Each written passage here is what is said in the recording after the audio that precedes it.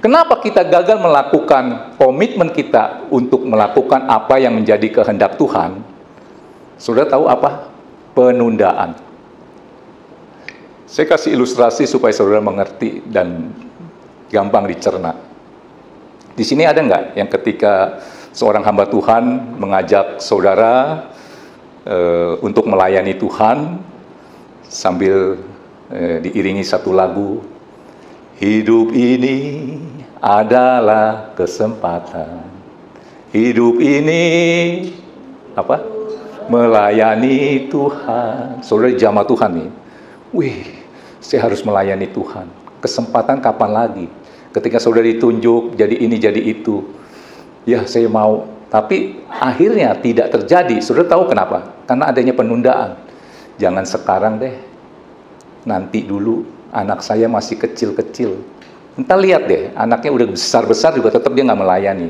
Nah, kenapa kita gagal melakukan komitmen kita adalah karena adanya penundaan. Saudara tahu kalau saudara baca surat cintanya Tuhan, saudara akan tahu siapa dirimu di hadapan Tuhan. Saudara tahu, saudara mau baca firman. Kenapa akhirnya gagal tidak baca firman dengan disiplin? Adanya penundaan. Saya kasih contoh begini. Kita kan manusia roh. Roh itu makanannya apa? Firman Tuhan ya. Kalau daging ya makanannya kue tiaw goreng ya. Roh makanannya firman Tuhan. Ini saya anggap ini makanan. Jadi roh kita itu perlu makan, yaitu firman Tuhan. Saudara bayangkan begini. Satu hari saya masak Indomie pakai telur. Pagi-pagi jam 8. Karena saya mau makan untuk memenuhi kebutuhan jasmani saya. Waktu saya bikin itu, ya lagi aduk-aduk, telepon berdering. Ternyata saya ada janjian dengan seseorang yang mau terbang ke Surabaya di jam 9, yaitu jam 8. Ditelepon, loh bro, kamu di mana? Nelpon saya ya. Oh iya, saya masih di rumah. Lah, katanya kita mau ketemuan. Ini pesawatnya udah mau berangkat nih. Waduh, tunggu ya sebentar. Sudah masak nih, Indomie sama telur. Karena saudara mau ketemu sama orang, ya sahabat saudara, karena ada kepentingan. Indomie saudara nggak makan. Dijadi kan? Saudara taruh di kulkas. Pergilah saudara menemui teman saudara di airport. Besokannya saudara teringat dengan Indomie yang saudara masak sama telur. Pertanyaan saya, semangat untuk kembali makan itu Indomie untuk memenuhi kebutuhan jasmani saya turun berapa persen? Apa nggak dimakan? Saudara nangkep ini? Saudara udah nangkep pesan Tuhan hari ini. Saya harus baca firman, disiplin diri baca firman. Pengen, terus saudara berkata, ntar dulu deh, ditunda. Saya yakin orang itu nggak akan bisa melakukan komitmennya.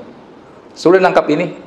Apa yang sering menghalangi seseorang untuk melakukan komitmennya adalah penundaan. Jadi harus gerak cepat. Tangkap ini ya.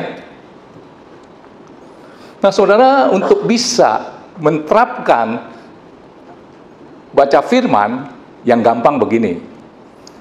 Hari ini tanggal berapa? Tanggal 8. Ini yang sederhana aja. Saudara baca Amsal 8 deh. Itu gampang kan?